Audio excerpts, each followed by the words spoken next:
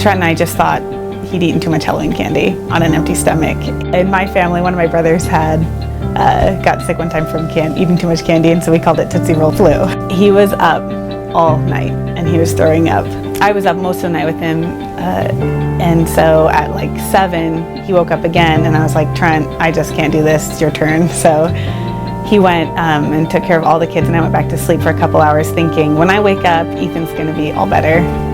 And when I woke up, he was not. And we went to stand him on the floor, and he kind of collapsed on the floor. And so my mom picked him up and carried him out to the living room.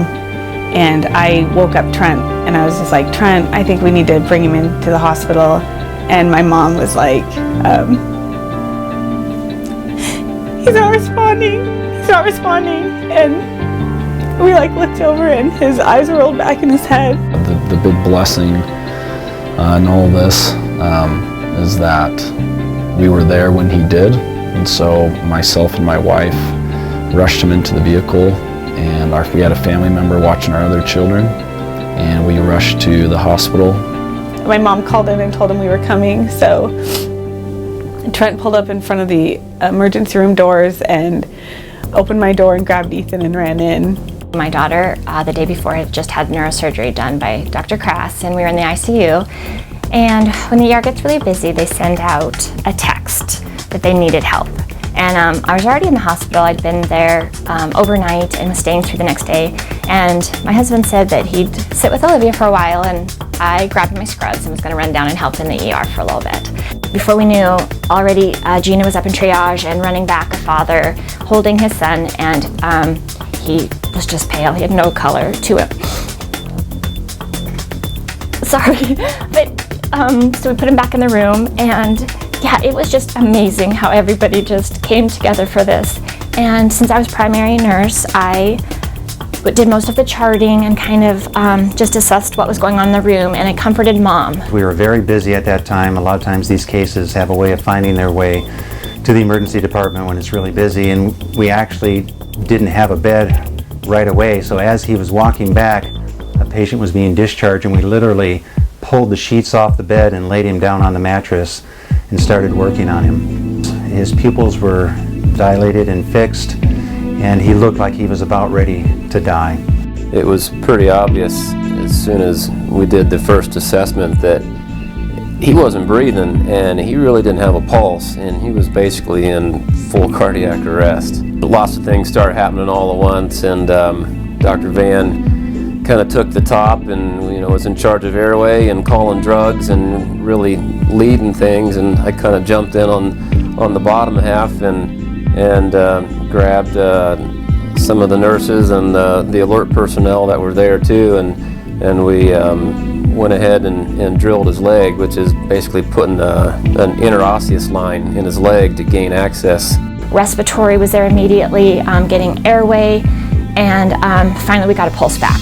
We worked on him quite a while. I can remember the parents standing in the corner, just kind of holding each other. So we had gotten a heart rate back. He was on the ventilator, so the ventilator was breathing for him. They said if we'd been, 5 minutes later, he probably would have been too late. We were able to resuscitate him in the emergency room with IV fluids to the point where he actually started responding and looking around. He woke up after about 10 minutes and looked for Trent and I, and we stood next to him, and he seemed to respond appropriately, they said. So they said that was a good sign that he probably didn't have brain damage. It was an incredible thing just to see this little kid that basically went from being dead to now he's opening his eyes and he's kind of looking around, and you can just see the relief on his mom and dad's faces, that now we got a chance, No, I'm done. I guess that part's hard for it's still hard for me because my son's named Ethan. I grabbed the ultrasound and I put it on his belly quick just to have a look and see what there was, and I was like, holy cow, he's got a lot of free fluid in the abdomen. We had him over to CAT scan so fast, and luckily we had a new CAT scan area right off the ER, so it was within a matter of minutes we had him over there on the scan, off and back into the room. And so we were able to obtain a CAT scan with IV contrast, which showed that about 3/4 of his large bowel was not getting any blood flow, that it had died. But he needed emergency surgery. The surgeon on call was Dr. Craig. He said that some of his colleagues are scared to work on children, but he would do that because he thought that he needed to do it to save Ethan's life. And our hope at that time for any significant pediatric problems were to maybe refer them on to larger centers in other places. Well, this was immediately apparent that this young child was not going to be able to get transferred. His danger was immediate, it was overwhelming, and if nothing was able to be done for him, I think we all knew that he might very well die. At the same time, we were contacting a pediatric surgeon in Spokane and got him involved in the case right from the beginning.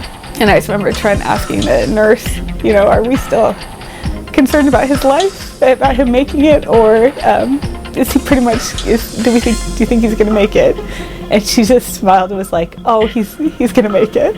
It was unbelievable how everything just clicked and this team can work together. Most of his intestinal tract had rotated itself somewhat inexplicably around its own blood supply, and had therefore, like wringing out a wet rag, had cut off the blood supply.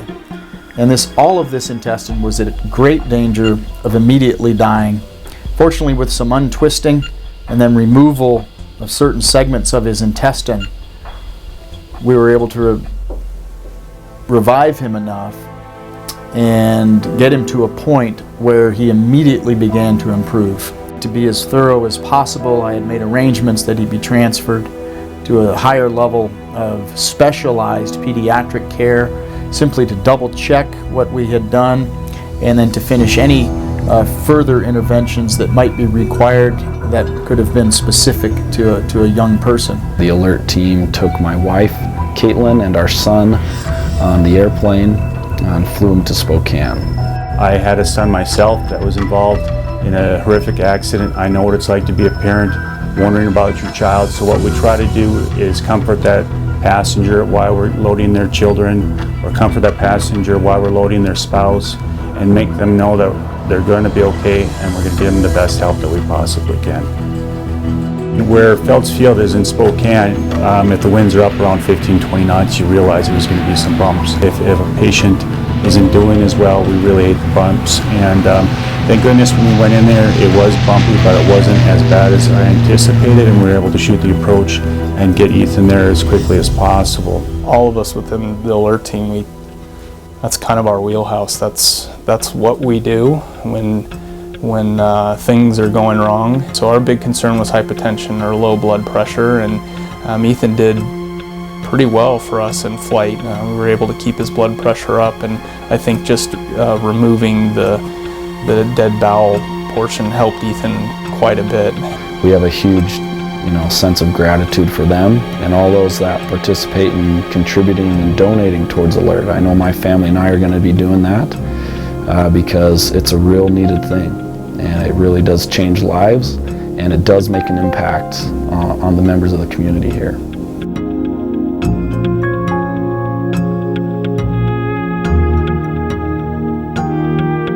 I felt so bad for Ethan's parents. They felt like they waited too long, and really, I think any parent would have thought, oh, my kid ate too much Halloween candy and that's why he was throwing up. I think that's a real common scenario. I was at work, and one of the flight nurses said, "Hey, Courtney, look who's here." And I turned around, and there's Caitlin and Ethan, and I couldn't believe it. Like, he was just standing there looking so great only 2 weeks after that night had happened. I didn't recognize him at first because he was a bouncy, rough, jumping all over the place 5-year-old kid. And that was not the kid that I had first met. The resources we can bring to bear, not only in terms of our physicians, but also our staff, of course all of our technologies that we have available to us, really everything played a role in helping Ethan Spratling see his 6th birthday. Probably the most important thing to him is his friends. He loves playing, he loves visiting people, he loves meeting people. If we go to a park, he'll just play with who's ever there, and then when we leave he'll say, "Mom, I really want to go over to that friend's house and I really want to play with them," and just everybody is his friend. Because of cases like Ethan's and others, our organization is moving towards providing higher levels of care for pediatric service. We're bringing in pediatric surgeons, pediatric cardiology, pediatric gastroenterology, among other disciplines, and we're going to get a pediatric intensive care unit put together so that we'll be able to keep these kids in our community and instead of having to send them elsewhere. But thank God we have alert when we do need to send them somewhere else. What allowed me to, balance being there for my kids who don't know what's going on, why are both parents gone all of a sudden, as well as being there for Ethan and balancing all my responsibilities. It would have made it definitely easier, less costly, but even just if we have pediatric care that's under the same mentality and training that already exists with Alert and KRMC, it'd just be awesome because they just continue to focus on, on putting the best care forward for them.